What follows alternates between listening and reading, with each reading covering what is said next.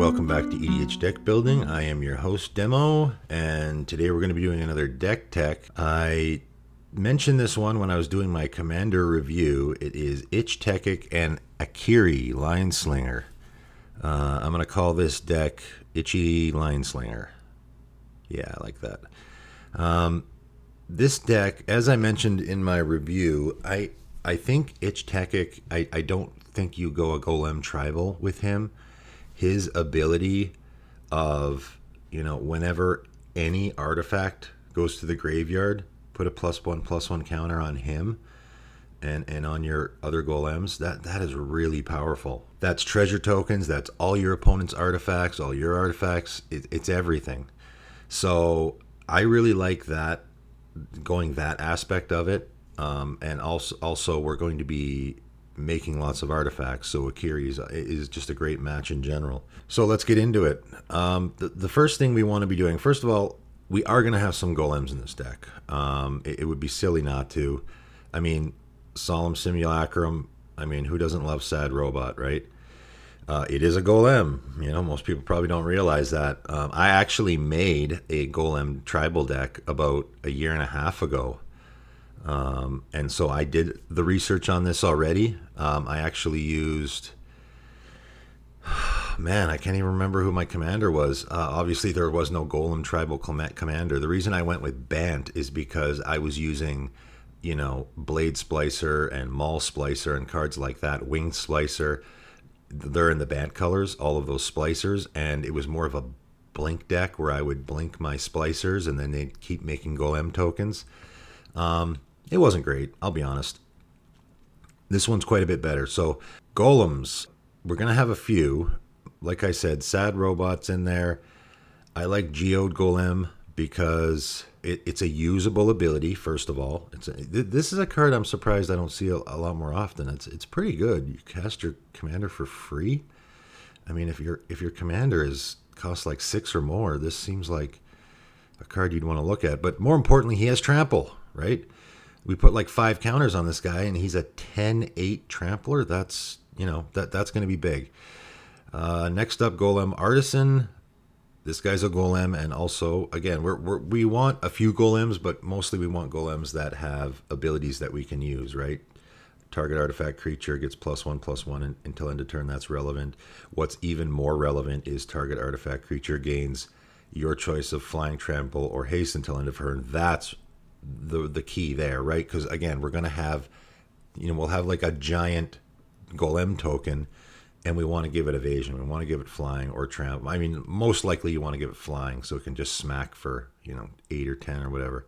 And then Phyrexian Triniform, might as well throw that in there. It seems like it's cost 9, but it's going to be a finisher, I think, right? When you encore this from your graveyard, you end up getting 9 golem tokens, so you don't even really need to put, and then of course it's dying, so you're going to want to stack the triggers. If you actually do pull this off, right, it's going to die, and then Ich-Tekik's going to see it die, so you stack the triggers so that the golem tokens come into play first, and then you put the +1/+1 counters on it, so you end up getting 9 4/4s. Yeah, that's right. Moving on. We want to also be making lots of tokens. Really, I think that's the way to go. I don't want to go artifact tribal. We're in Naya colors here, which isn't great for artifact tribal. However, what Naya is pretty good at is making artifact tokens. I'm not a big fan of artifact tribal in general. I just think, Bane of Progress is one of my favorite cards in the whole format, and it is just an absolute blowout. When you're playing an artifact or enchantment tribal deck and someone casts one, it's basically game over for you. So I'm just not, I like to avoid that as much as I can. So we're going to go with tokens, because tokens, it's like, okay, if they die, who cares? And then we get to put a bunch of +1/+1 counters on our Ich-Tekik, right? So Myriad Construct, again, from Zendikar Rising. This is a really neat card. It's you're guaranteed to get 4 counters, right? It's rare that you're not going to get 4 counters off of this. And then if you manage to kick it, you're going to get, a lot more. So, and that's what we want lots of tokens, right? Because our Akiri and our Ich-Tekik are going to both benefit.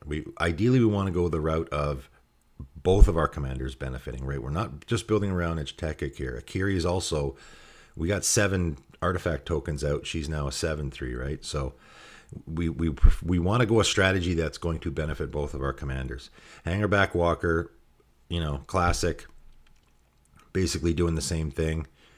Loyal Apprentice, is a perfect match for this deck, I think. Relic Robber from Zendikar Rising. When I was doing it, it's always fun when you're doing the research on these decks to stumble across cards. You're like, oh, those 0/1 Goblin Construct Artifact Creature tokens, they're artifacts. Sweet. I know it seems like, why would we want to be giving our opponents these artifacts? Again, it's any artifact card going to the graveyard. So we want our opponents to have artifacts, and there's other cards in here also that I'll show you that are doing a similar thing. You don't want your opponents to run into artifacts because we're going to be destroying a lot of their artifacts. So we want them to have artifacts that we can just target and to put play. And then on top of that, it deals them damage. So this is just a great card in this deck, I think. Flame Right, another card that people are going to be like, huh, what? When they made this card, I guess they were thinking that people were going to make Defender Tribal deck in Boros. I don't know. Obviously this card sees 0 play because nobody plays Defender Tribal in Boros. It's obviously there's a commander for that already that's in Bant. So this card just sees 0 play. However, it's making us artifact tokens, which is what we want. And then, we can sacrifice those tokens also. So again, which we want to be doing, right? So we can, it's slow. It's not super overwhelmingly powerful. That's okay. But we're making tokens, we're sacking tokens, we're getting benefits from it. That's what we want to be doing. Hammer of Porphyros, another card that's actually making us golems, and their artifacts. Giving our creatures haste is a nice added bonus. Pia and Kieran Nalar, great addition to this deck, making us artifact tokens. And also, we do want to, from time to time be able to sacrifice our own artifacts. There's not a lot of those effects in this deck because I don't think it's that necessary. But they seem like a great fit in this deck. Here's a great card that I stumbled across when I was making this deck. Animation Module. This is perfect for this deck. Whenever 1 or more +1/+1 counters are placed on a permanent you control, you may pay 1. If you do, create a servo token. Perfect, right? So we're putting counters on our guy, and then we pay 1, make a servo token. So we're getting another artifact. So we're putting counters on stuff. We're making, and this is, if you put a +1/+1 counter on 3 different creatures, this triggers 3 times, right? So you can make 3 servos. Great in this deck. I really like Treasure Map. It's not, as far as making treasure tokens, it's not super great, but I just like the versatility of it. I love versatility in my commander cards. We can scry with this early in the game to, set up the top of our library. Then it flips. We get treasure tokens. Those tokens can pump our Akiri. We can sack them to pump our Ich-Tekik. We can sack them to draw cards if we need card advantage. I just really like this card. And then, obviously the treasure token thing is going to be the strategy that we want most. So Smothering Tithe and Dockside Extortionist are going to be the all-stars in this deck.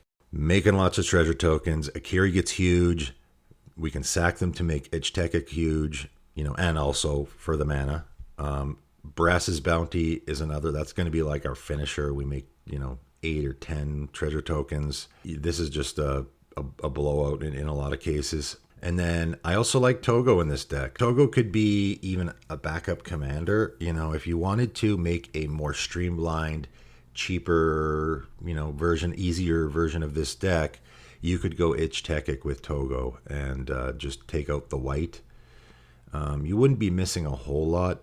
I like white in my commander decks just because white has lots of answers. Everyone likes to poo-poo on white. I like white. I like having a Path to Exile and a Swords to Plowshares in my deck. I like having a Cleansing Nova and Austere Command in my deck.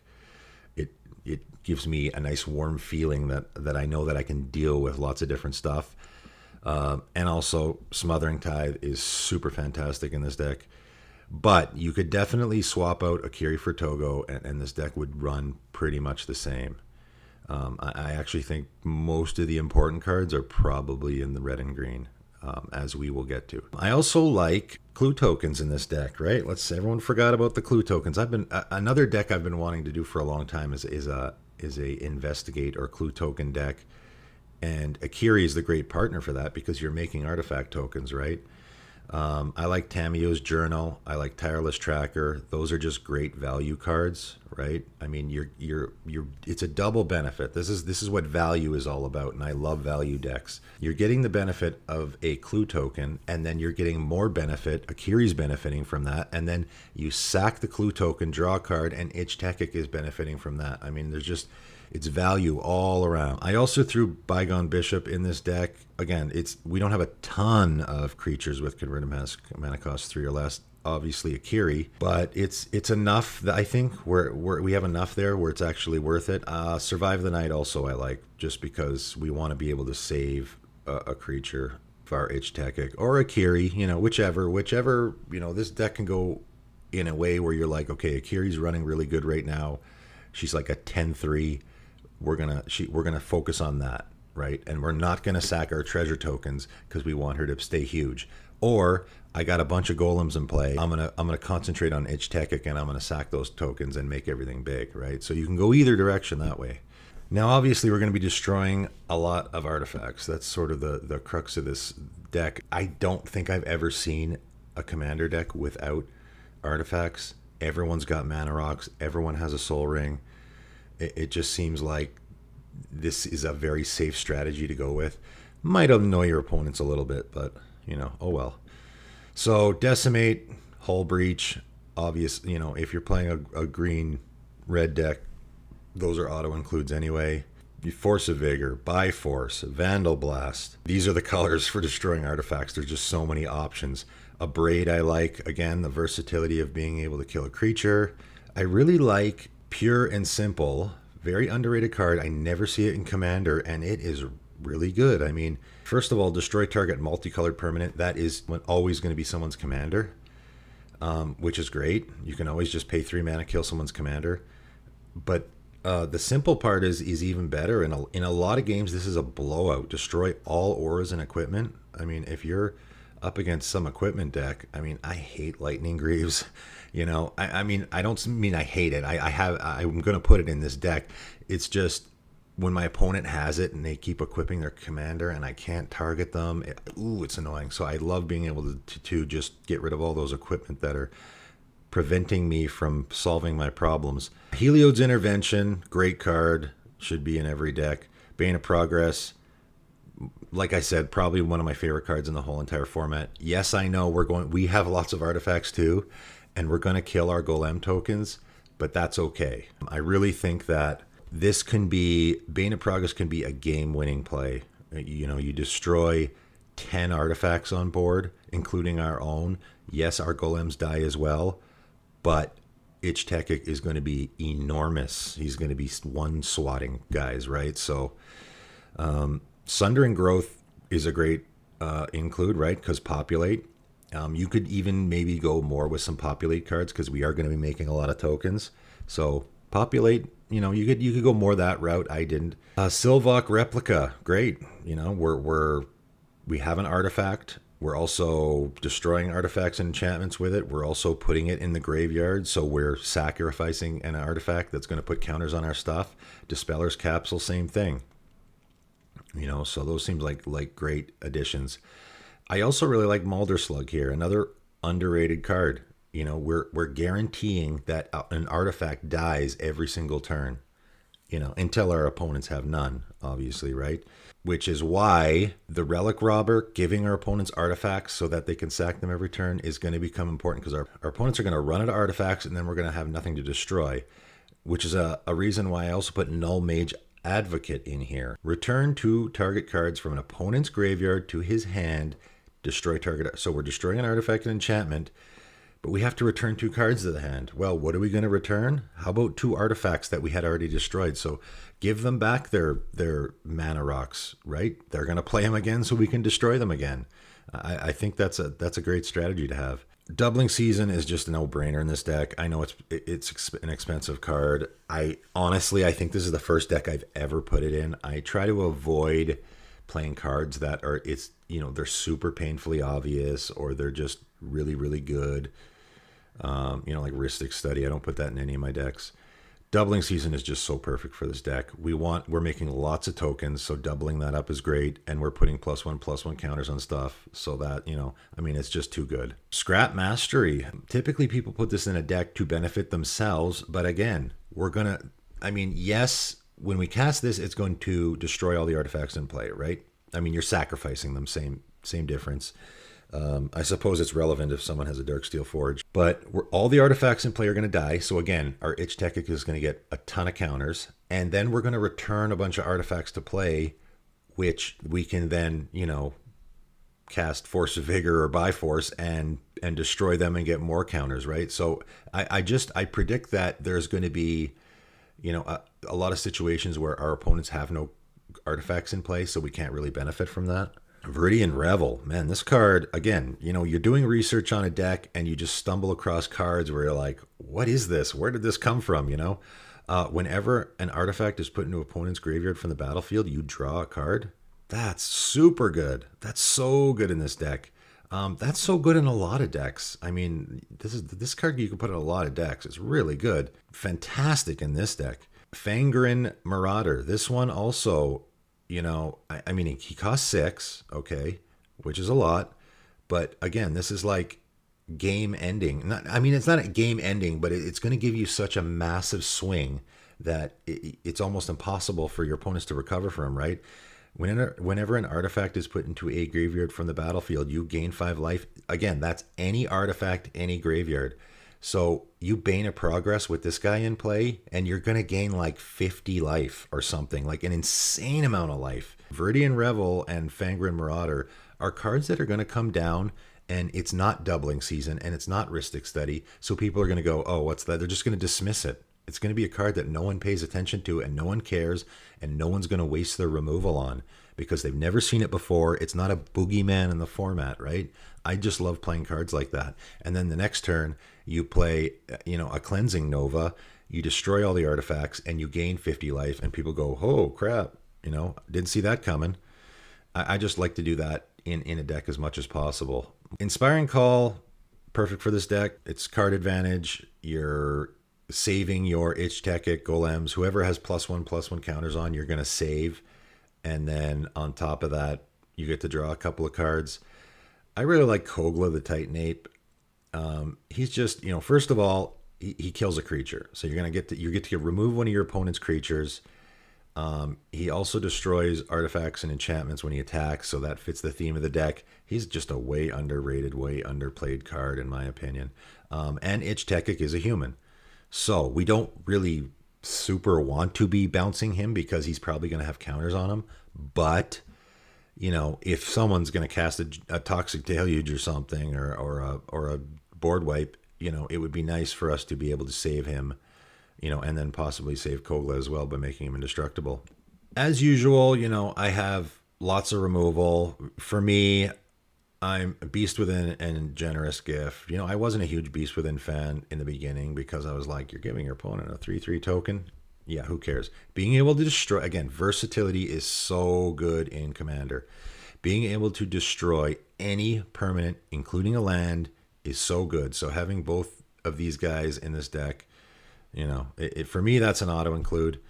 Like I said, Lightning Greaves, I actually don't really have. Most Akiri decks are huge on equipment. I think this is the only one I think I'm going to put in the deck. It's just not an equipment deck at all, really.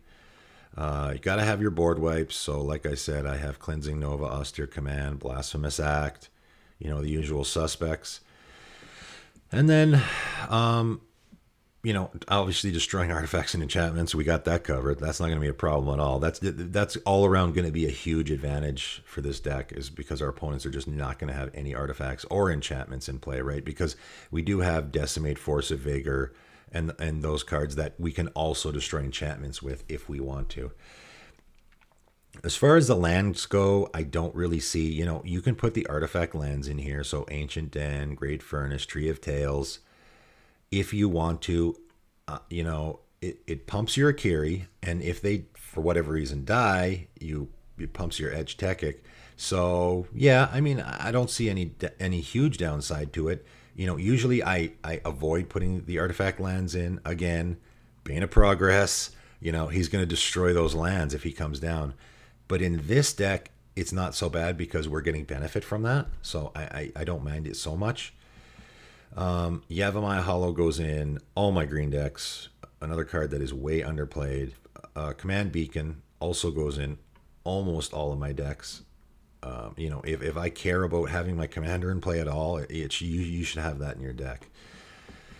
So that about wraps it up. As usual, flesh out the rest of the details yourself. What cards do you like to play? What kind? You're going to want to have land dig in here, right? I think I got a Sakura Tribe Elder, Farseek. Put your Arcane Signets in there, put your Soul Rings in there, whatever you want to put in there, put in there. You can flesh out the details yourself. I also like maybe a Court of Calling or Finale of Devastation, just because, Dockside Extortionist is so good in this deck that it would be nice if we could actually grab them out of our library if need be. So, those kinds of details people can flesh out themselves depending on, some of these cards are expensive. Maybe it doesn't fit your budget, so you can budgetize it any way you like. But that's it for today. Thank you for tuning in. See you next time.